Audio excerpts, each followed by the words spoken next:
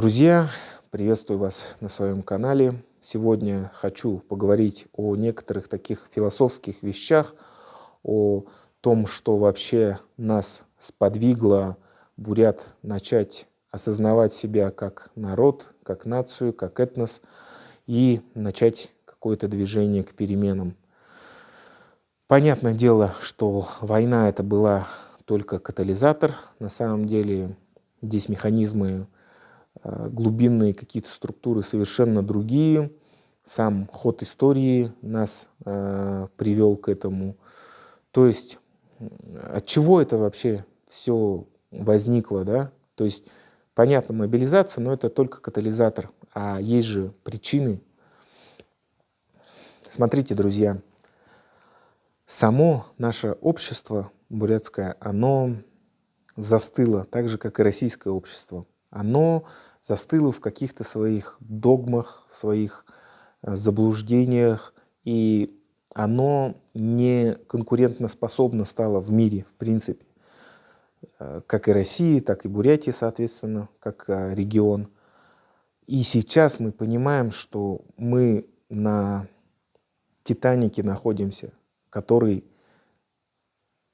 должен все-таки пройти через катастрофу. Но это не значит, что мы там все просто умрем, куда-то исчезнем. Мы все равно возродимся, да, как феникс из пепла, что Россия, что Бурятия. Я надеюсь, что все по отдельности уже, все республики освободятся.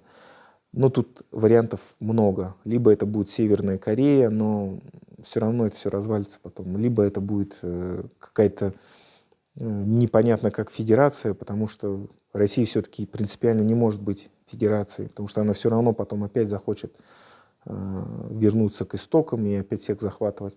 Либо это уже будет что-то вроде СНГ, только уже настоящее. То есть все действительно разойдутся, и уже каждый народ сам будет решать свою судьбу, как, допустим, Казахстан или там, нет, неправильный пример, как Украина, да, которая решила все-таки действительно двигаться, как прибалтийские страны, куда-то развиваться, либо как Туркменистан, да, который так же, как Россия, застрял в монархии. Но все равно она когда-нибудь кончится же. И будет потрясение, да, что Туркменистан все равно падет, как Северная Корея все равно падут. Все равно все это произойдет. И придется людям из вот этого вот дерьма, да, грубо говоря, как-то вылезать, как-то строить новое демократическое общество. Но это страшно, конечно, и печально будет. И, то есть, и России, и Бурятии тоже все это предстоит, какие-то перемены. Мы вот на этот Титаник, я думаю, уже напоролись, то есть на этот айсберг, наш Титаник. И вот сейчас начинает потихоньку, люди еще не понимают, что это уже произошло столкновение, но изменения начинаются потихоньку. То есть уже внизу-то все видят, что там огромная дырень, и вода уже заполняет, но пока паники нет, в общем, у людей. Но это все равно произойдет. И знаете, что печальное во всем этом?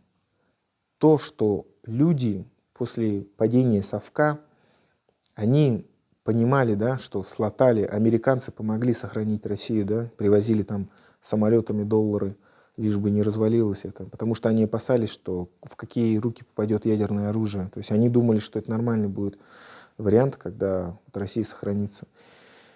Но сама Россия не смогла внутренне измениться. Этот вот Титаник, да, капитан видел, что впереди айсберг, да, и думает, ладно, я же на Титанике, может быть, я побежду, да, я выиграю в этой схватке.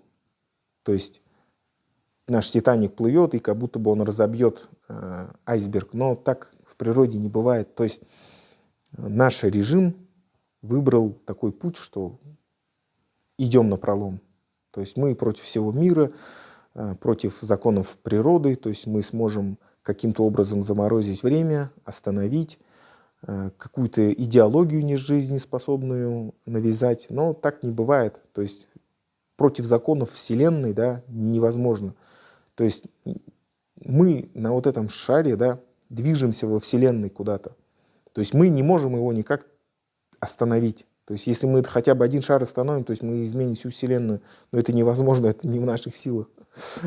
Поэтому тут в какой-то отдельно взятой стране тоже нельзя взять и заморозить время. Все равно это придет момент, когда все это развалится нахрен. И сейчас, почему мы видим вот такие вот парадоксальные вещи, связанные с Мадыгмой, с этим Булутовым, с этим, как его, Исугеем, да, что мы видим вот эти вот отвратительные рожи, да, они сняли свои маски, и мы увидели эти лица, да, что на самом деле никакого там нету ни ума, ни совести, ничего. И мы вот стоим, оказывается, вот так вот мы и жили, получается, полностью во лжи, без никакой цели, без никакой морали. Но это так оно и есть. И сейчас каким-то умным людям, да, максимально все-таки максимально доступно и, естественно, выводя это все в общественность, философам, людям, которые размышляют о будущем нашего народа, бурятов, надо максимально вещать свои мысли, разговаривать о том, куда мы движемся, в каком мы сейчас состоянии. То есть нам надо все равно будить наш народ, чтобы мы понимали, что мы все-таки одна нация, один этнос. Нам нужно развиваться, нам нужно сохраниться, и нужны перемены, в общем, вот как-то так. Что еще добавить к этому?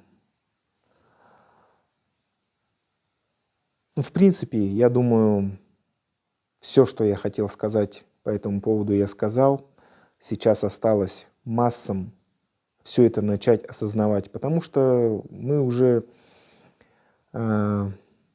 Украина, да, для России это как вот этот вот айсберг, да, то есть, ну все уже, это Титаник, понятно, это огромная махина, мы уже врезались в него, там уже вода текет, да, внизу, в палубе, и надо просто это понять. Нужно либо ремонтировать, да, эту палубу, сохранить эту федерацию, либо уже наплевать, да, но все равно будет много, к сожалению, разных потерь и так далее, да. То есть корабль потонет. Но мы будем вынуждены возродиться из пепла, да, как феникс, заново взлететь и начать новую жизнь. Вот как-то так. Ладно, друзья, надеюсь, вам нравятся такие мои видео, где я размышляю, в принципе, о каких-то таких общественных вещах. Ну, я просто искренне считаю, что мы достигли какого-то дна, предела. То есть, когда человек идет умирать на войну, понимая, что ну, это вообще никому не надо, и деньги-то его потом тоже никому не нужны будут, по сути. То есть, они как пришли, да, также они их пропьют там или еще что-нибудь, ну, как-то они уйдут. То есть, и твоя жизнь ничего не стоила, да. Когда вот эти вот наши блогеры плачут из-за косметики, да, которую они не смогли взять с собой в Штаты, когда в такие роковые времена певицы наши, да, народные артисты плачут из-за того, что не смогли провести концерт, когда люди умирают, когда вот этот вот поэт, который должен в первую очередь о своем народе думать, спасать его, едет и еще людей отправляет на войну, мы понимаем, что мы пришли к какой-то точке, ну, абсолютного вообще позора, и вообще мы на какой-то такой вилке, да, будем существовать как народ или нет. Мы вот должны в этот момент все-таки задуматься о себе, своей судьбе, что-то предпринимать вообще. Хотя бы для начала обсуждать, да. Ну, пока не знаю, какая там точка невозврата, да, когда народ какую-то нижнюю точку достигает, и он уже не может возродиться, то есть он уже должен просто угаснуть. Я надеюсь, мы до такой точки никогда не дойдем, и наоборот, мы сейчас поймем в своих головах, что нам нужно развиваться, как всему миру. Мы не можем вот так вот против всех законов Вселенной идти и остановить время. Его нельзя остановить. Поэтому надо только развиваться и идти вперед. Ладно, друзья, если вам интересно, подписывайтесь, пишите комментарии, ставьте лайки.